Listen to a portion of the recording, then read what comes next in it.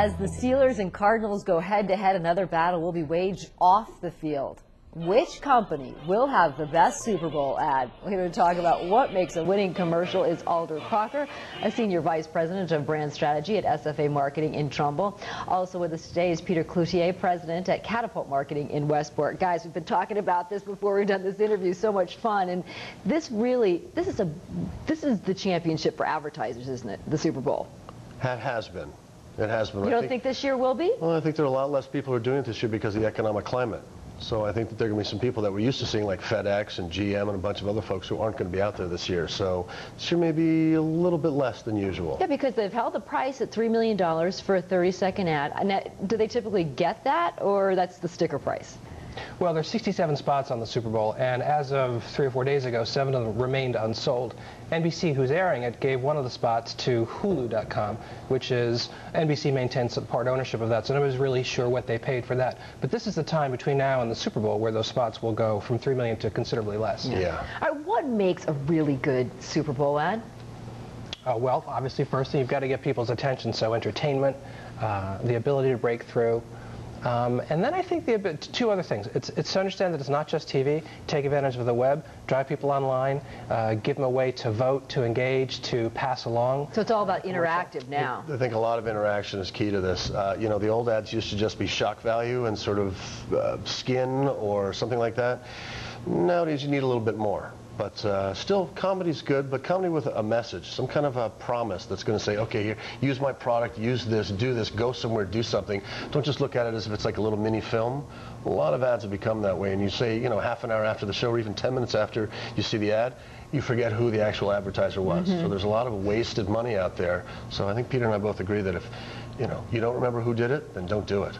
All right, one interesting approach last year, and they're using the same approach this year, is for Doritos, where they have a competition and people submit commercials. The winning commercial airs in the Super Bowl. I think you get $1 million. Let's take a look at one of the 5 finalists for Doritos right now. This is the application layer. Now the application. Hey, look, fly. Joe, what? I'm pretty sure that's a Doritos treat. Seriously? Yeah, check it out. It's a cool ranch. It smells spicy. Might be sizzling picante. Taste it, dummy. Yeah, see if it's delicious. What if it's too delicious? I don't know. I want to see if it's real. Yeah. It was right. It was too delicious. That ad cracks me up. I don't know why. What was your reaction to it?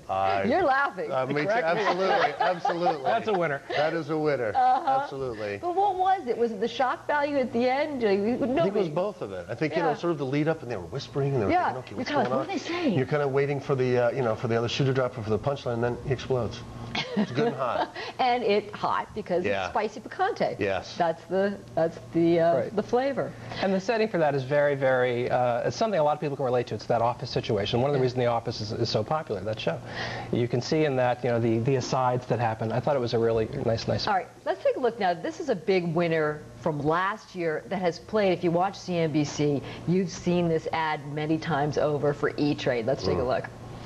A lot of people are like, aren't you too young to invest in the markets? And, you know, A, don't worry about it. You know, I just look young. I mean, you don't know how old I am. And B, I use E-Trade, so check it. Click. I just bought stock. You just saw me buy stock. No big deal. I mean, you know, if I can do it, you can do it.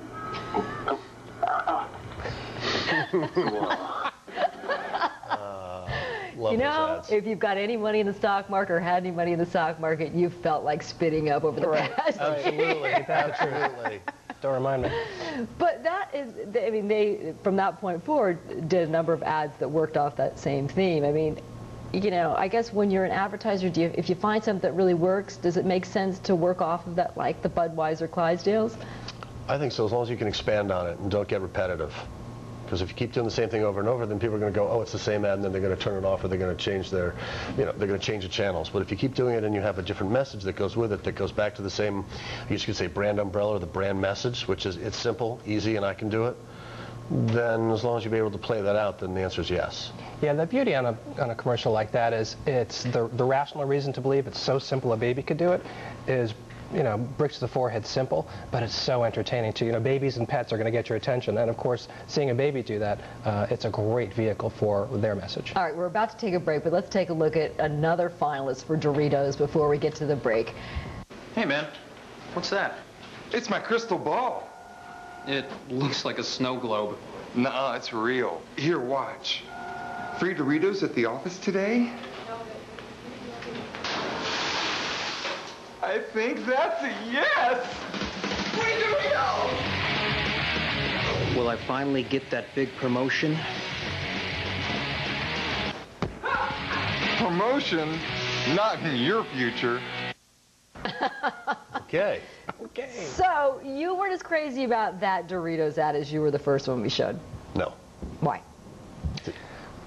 You know, it's fun, campy humor of crazy stuff at the office, but I don't get the same sense of it's for me, the irreverence and the fun that I did from the first one. I get distracted by what's going on. Yeah, I think it could have been any brand that did that. It could have been, you know, Fritos or anything. It's like, okay, why is it Doritos and why should I care? The first one was like, boom! It's hot, it's chilly, Spicy. it's spicy, Gonna blow up. it's going to blow you up. It's good, and I remember that. All right, we're going to take a break. We're going to continue talking about Super Bowl ads in just a minute. Very cool. Well, we're back talking about what makes a winning Super Bowl ad with Alder Crocker, a Senior Vice President of Brand Strategy at SFA Marketing in Trumbull, and Peter Cloutier, President at Catapult Marketing in Westport. Okay, we talked about the Doritos ad, what worked and what didn't work for Doritos. This year, the ads that always seem to work are the ads from Budweiser. What is Budweiser or Anheuser-Busch? What are they able to do right every year? Well, I can tell you they do a great job. Two things. Their Bud Light commercials do a good job of conveying that they're for someone like me. They show the guys taking the cheese back into the kitchen, and it turns out it's phony cheese, and they take out the Budweisers while the gals are out front having a party. Or they've got guys just having fun. They show that they're for guys just like me. Regular Budweiser, I think they do a really good job of sort of waving the American flag in a way that makes me feel proud. A lot of emotion in that. Yeah. You know, I think there's a lot of reality or realism that when for the Bud Light ads, you're like, that could be me. That's kind of fun. I can identify with that. The others are, as Peter said, flag waving, but it also makes you feel, you know, proud American and what have you, and that's where they're going. Yeah, let's take a look at one of the Clydesdale ads, because I don't think a Super Bowl would be a Super Bowl without a Clydesdale ad in it. So let's take a look at one from Anheuser-Busch. Final horse for this year's Hits team is Thunder. Thunder! Maybe next year, Hank.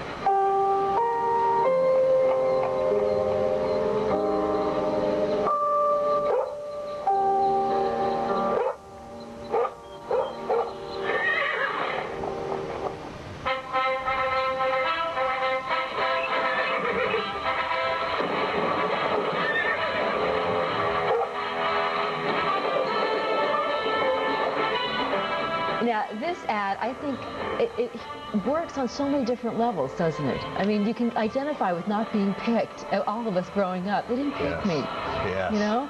But then you can identify with I'm going to beat him in the end. I mean, what do you guys, that's what I think works. What do you guys think works about this ad? Well, I think you hit it right on the head. For me, it's an identification piece. It says, okay, I can be that, and I like that, and my values equal those values, so I'm going to drink that beer versus some other sort of cute beer that I need to, you know, throw a little lime in or something. This is a real me beer. Yeah. What about you, Peter? Yeah, well, I think Budweiser's battling it out in the marketplace with an awful lot of imports these days, and so their big point of difference is that they're an American beer, and therefore just plain old Joes who are working real hard every day, and those values are very much reflected in that commercial. So I think it connects with its potential users very well. All right. New technology this year when it comes to ads, the 3D ad. I guess consumers are going to be asked to sport their glasses, their 3D glasses this year. Tell me about this campaign. How does this work? This is for Sobe, right? Yeah, Pepsi's Sobe Life Water, and they're going to be sponsoring, tying in with Monsters vs. Aliens, which is, I think, a DreamWorks production that's coming out sometime late in March. And they're airing the first ever 60-second 3D commercial on the Super Bowl. And they've put out about 125 million of these 3D glasses. You have to go to your grocery store or convenience store to get these, which has helped to drive an awful lot of displays for Sobe Life Water. And when you wear them for the game, you'll see the ad in 3D. And it's they're dancing lizards with the football players, and it's all about attitude and a sense of cool and the uniqueness of being 3D. The other cool thing is that NBC, who's airing the Super Bowl, will ask you to hang on to these for the next day when they'll air an episode of Chuck, one of their new series, also in 3D. So on television, though, now you'll be able to view 3D. Yes. Up until this point, it's been in the movie theaters.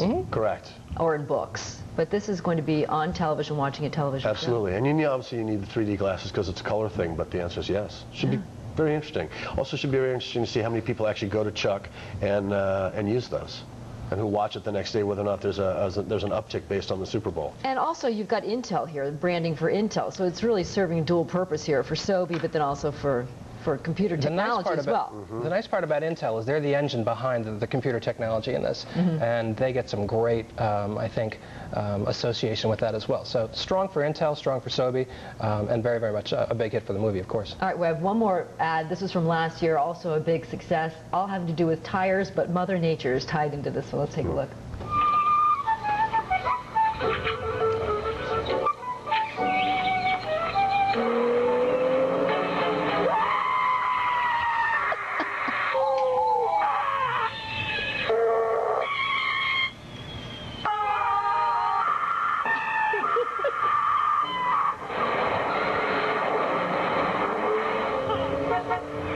Who want to get the most out of their cars. You love this ad. Yeah.